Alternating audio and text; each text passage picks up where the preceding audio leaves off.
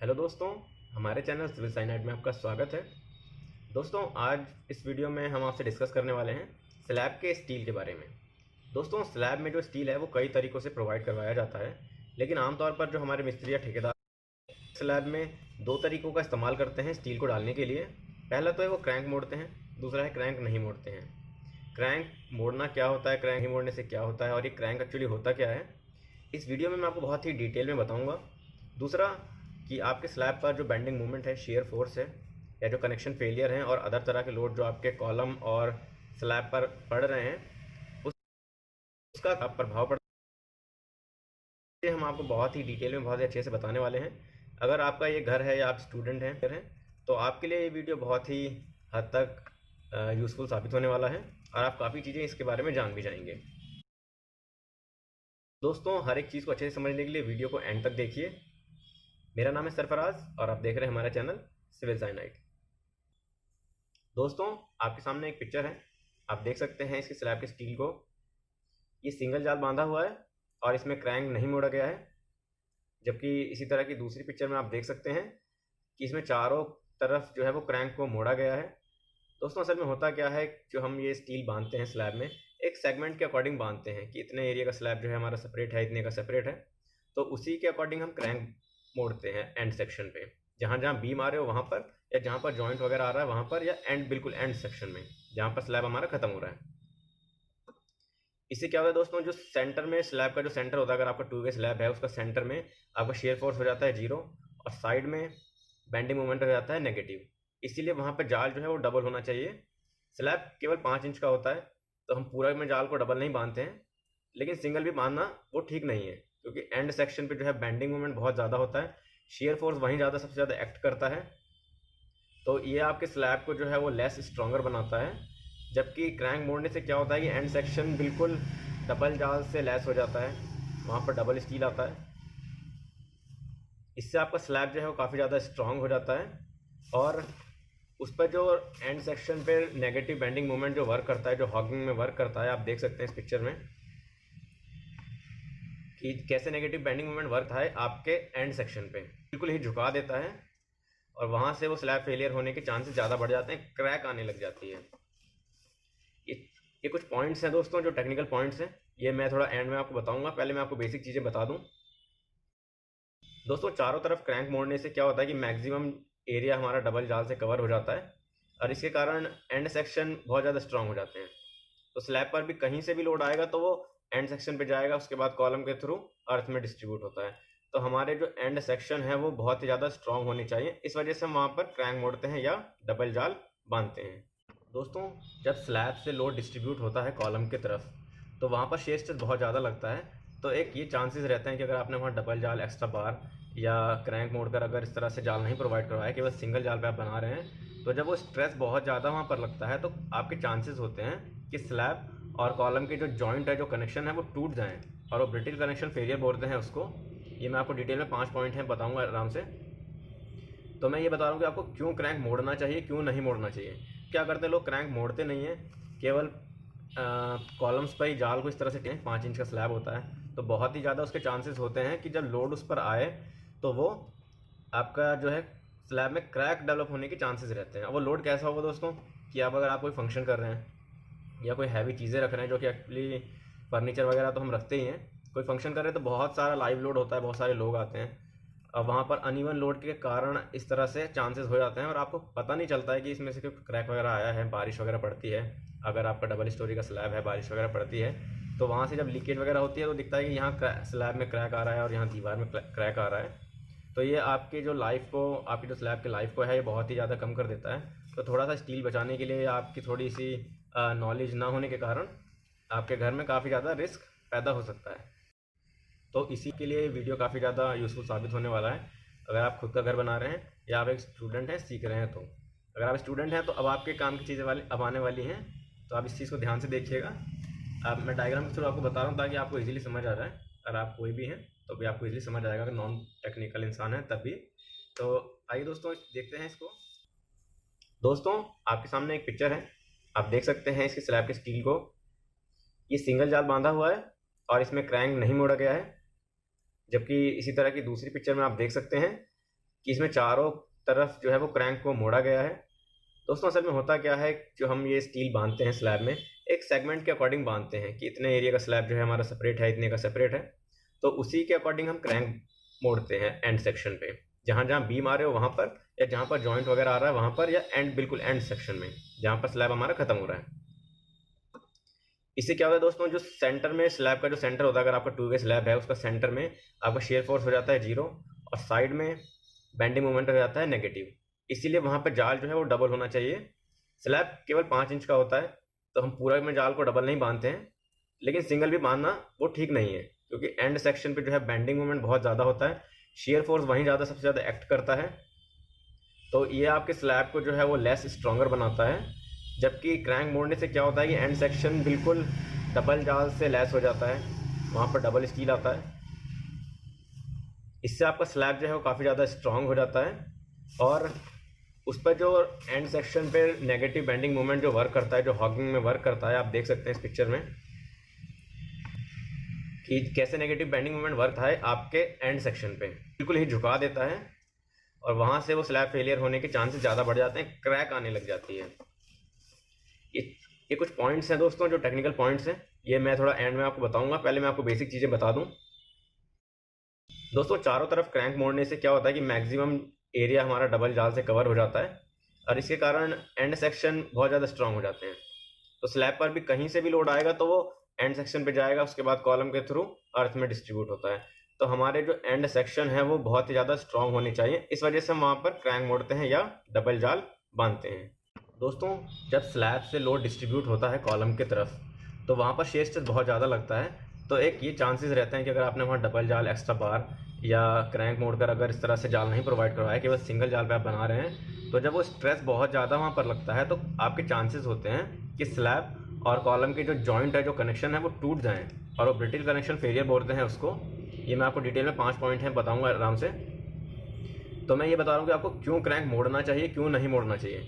क्या करते हैं लोग, क्रैंक मोड़ते नहीं हैं, केवल कॉलम्स पर ही जाल को इस तरह से 5 इंच का स्लैब होता है, तो बहुत ही ज़्यादा उसके चांसेस होते हैं कि जब लोड उस पर आए तो वो आपका जो है स्लैब में क्रैक डेवलप होने के चांसेस रहते हैं। अब वो लोड कैसा होगा दोस्तों, कि अगर आप कोई फंक्शन कर रहे हैं या कोई हैवी चीज़ें रख रहे हैं, जो कि एक्चुअली फर्नीचर वगैरह तो हम रखते ही हैं, कोई फंक्शन कर रहे हैं तो बहुत सारा लाइव लोड होता है, बहुत सारे लोग आते हैं। अब वहाँ पर अनइवन लोड के कारण इस तरह से चांसेस हो जाते हैं, और आपको पता नहीं चलता है कि इसमें से कोई क्रैक वगैरह आया है। बारिश वगैरह पड़ती है, अगर आपका डबल स्टोरी का स्लैब है, बारिश वगैरह पड़ती है, तो वहाँ से जब लीकेज वगैरह होती है तो दिखता है कि यहाँ स्लैब में क्रैक आ रहा है और यहाँ दीवार में क्रैक आ रहा है। तो ये आपकी जो लाइफ को, आपकी जो स्लैब की लाइफ को है, ये बहुत ही ज़्यादा कम कर देता है। तो थोड़ा सा स्टील बचाने के लिए आपकी थोड़ी सी नॉलेज ना होने के कारण आपके घर में काफ़ी ज़्यादा रिस्क पैदा हो सकता है।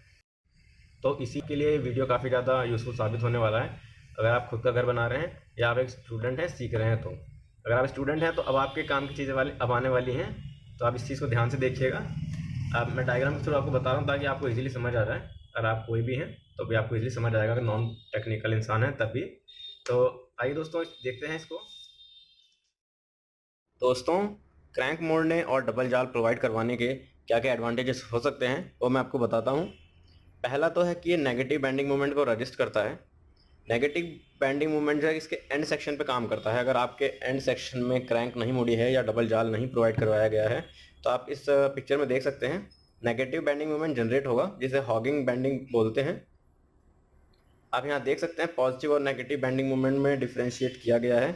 सैगिंग हो गया आपका positive bending movement, negative bending movement को हॉगिंग बोलते हैं। क्योंकि हम नेगेटिव बेंडिंग मूवमेंट की बात कर रहे हैं तो देख रहे हैं कि अगर आपका बीम है बीच में या बीच में सपोर्ट है, तो एंड सेक्शन को आप देख रहे हैं वो यहाँ की तरफ झुका हुआ है, जबकि लोड अगर सेंटर पे भी पड़ता है आपका, तो जो बेंडिंग मोमेंट है वो वर्क करता है उसके एंड सेक्शन पे। तो दोनों आपके एंड सेक्शन झुक जाएंगे नीचे की तरफ, तो इसको बोलते हैं नेगेटिव बेंडिंग मोमेंट। क्योंकि जैसे मैंने आपको बताया कि स्लैब पे जब लोड पड़ता है तो वो डिस्ट्रीब्यूट होने के लिए कॉलम की तरफ जाता है, मतलब एंड में जाता है, और वहाँ से अगर आपका क्रैंक नहीं मुड़ा होगा या डबल जाल या एक्स्ट्रा बार्स नहीं प्रोवाइड करवाई गई होंगी, तो इस तरह से नेगेटिव बेंडिंग मोमेंट उस पर वर्क करता है। तो आपका जो स्लैब है वो साइड से उसमें क्रैक आ जाएगा। वो एक्चुअली मैं बताऊंगा आपको कि जो शेयर फेलियर होता है वहाँ पर बेंडिंग मोमेंट का क्या फ़र्क पड़ता है। तो फिलहाल ये नेगेटिव बेंडिंग मोमेंट को रजिस्ट करता है अगर आपके जो एंड सेक्शन है वो स्ट्रांग होंगे और उसमें सफिशिएंट क्वांटिटी में स्टील यूज़ किया गया होगा तो ये नेगेटिव बेंडिंग मोमेंट को रजिस्ट करेगा। दोस्तों दूसरा है शेयर फोर्स। सपोर्ट पर शेयर फोर्स सबसे ज़्यादा लगता है। अगर आपके पास एक स्लैब है, वो रेक्टेंगुलर स्लैब है, तो सेंटर में शेयर फोर्स 0 होगा और उसके एंड सेक्शन पर, जैसे मैंने बताया, सपोर्ट पर सबसे ज़्यादा शेयर फोर्स एक्ट करेगा। और वो कैसे अगर एक्ट करता है और उसके बाद अगर शेयर फेलियर होता है तो वो कैसे दिखाई देगा, इस डायग्राम के थ्रू हमने बताया है। ये आपका कॉलम है, आप देख सकते हैं, ये आरसीसी स्लैब है। अगर एंड सेक्शन ये जो है जहाँ पर सपोर्ट दिया गया है, शेयर फोर्स सबसे ज़्यादा एक्ट यहीं करता है। अगर आपका यहाँ पर डबल जाल प्रोवाइड नहीं करवाया गया होगा, क्रैंक नहीं मोड़ा गया होगा, तो आपका ये जो है कनेक्शन फेलियर हो जाएगा। यहाँ पर ये टूटने लगेगा। देख रहे हैं आप किस तरह से क्रैक जनरेट हो रही है। यहाँ पर इन दूसरी पिक्चर्स में भी आप देख सकते हैं कि एंड सेक्शन पर ये जो कॉलम जहाँ पर है, सपोर्ट यहाँ पर प्रोवाइड करवाया गया है, यहीं से शेयर फोर्स सबसे ज़्यादा होगा तो यहीं पर क्रैक आना शुरू हो जाएगा। इस पिक्चर के थ्रू आप ये भी देख सकते हैं दोस्तों कि जब यहाँ से क्रैक आना शुरू हो जाएगा तो स्लैब इस तरह से झुकेगा, तो नेगेटिव बेंडिंग मोमेंट और शेयर फोर्स के थ्रू जब दोनों उस पर वर्क करेंगे तो वो इस तरह से झुकना शुरू हो जाएगा और आपका ये जो है शेयर में फेलियर हो जाएगा और बेंडिंग मोमेंट का इस पर बहुत ज़्यादा इफेक्ट पड़ने वाला है। अगला है दोस्तों कि आपका जो अमाउंट है स्टील का वो बहुत ही ज़्यादा रिड्यूस करता है, क्योंकि अगर आप पूरे स्लैब पर ही डबल जाल प्रोवाइड करवाएंगे स्ट्रेंथ के लिए, उससे बेटर है कि अगर आप केवल एंड सेक्शन पे ही डबल जाल प्रोवाइड करवा दे तो आपका ये स्टील को भी रिड्यूस करता है, स्टील के अमाउंट को, तो कॉस्ट इफेक्टिव भी हो गया आपका ये। नंबर चौथा, स्ट्रेंथ को इंक्रीज करेगा स्लैब की, जाहिर सी बात है। पांचवा एडवांटेज क्या है दोस्तों, ये रिड्यूस करता है स्लैब कॉलम के कनेक्शन पर ब्रिटल फेलियर को, ये रिड्यूस करता है। और वो कैसे करता है, इस डायग्राम के थ्रू आप देख सकते हैं। इसमें 3 तरह के फेलियर दिखाए गए हैं। अब क्योंकि हमारा ये जो ब्रिटल फेलियर है तो आप इसको देखिए। ब्रिटल फेलियर आप दोस्तों ने सडनली टूट जाना कह सकते हैं आप इसको। तो इन डायग्राम्स में आपको बताया गया है, ये डक्टाइल है, ये बिल्कुल स्ट्रेच होके टूटता है, जबकि जो ब्रिटल फेलियर है वो एकदम से टूट जाता है। हालांकि इस इमेज में ज़्यादा क्लियर नहीं हो रहा है, इस वाले इमेज को देखिए, ये देख रहे हैं आपको ब्रिटल फेलियर कैसे हुआ है, इसका एकदम से टूट गया है। जब लोड इस पर पड़ा तो ये एकदम से टूट गया है।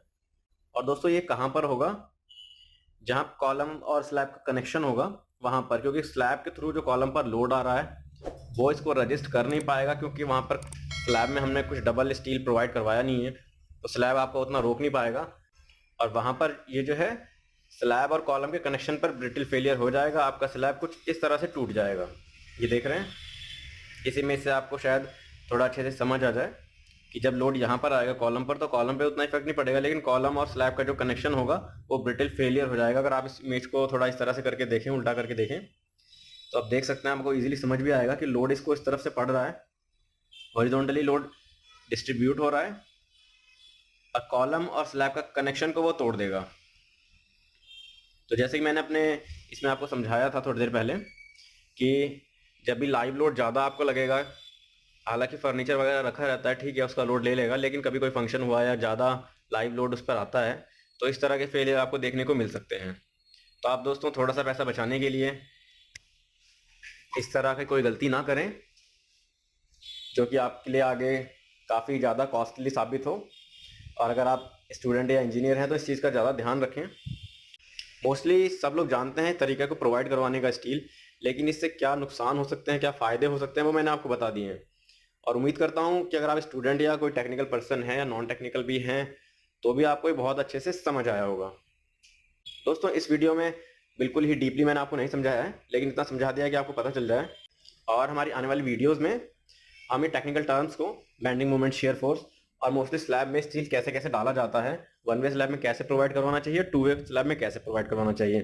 मोस्टली क्या होता है दोस्तों, वन वे स्लैब में तो एक तरफा स्टील प्रोवाइड करवाया जाता है, केवल एंड सेक्शन में क्रैंक मोड़ दिया, लास्ट में एक डिस्ट्रीब्यूशन बार डाल दिया, हो गया है। जबकि टू वे स्लैब में इस तरह से नहीं है कि इन केस अगर आप कभी स्लैब को डिज़ाइन भी कर रहे हैं, और क्योंकि रेजिडेंशियल प्लॉट वगैरह, घर वगैरह होते हैं तो इसमें ऐसे कोई ड्राइंग वगैरह यूज़ नहीं करते हैं, तो आपको ये पता होना चाहिए कि उसमें कैसे स्लैब में आपको स्टील डलवाना है।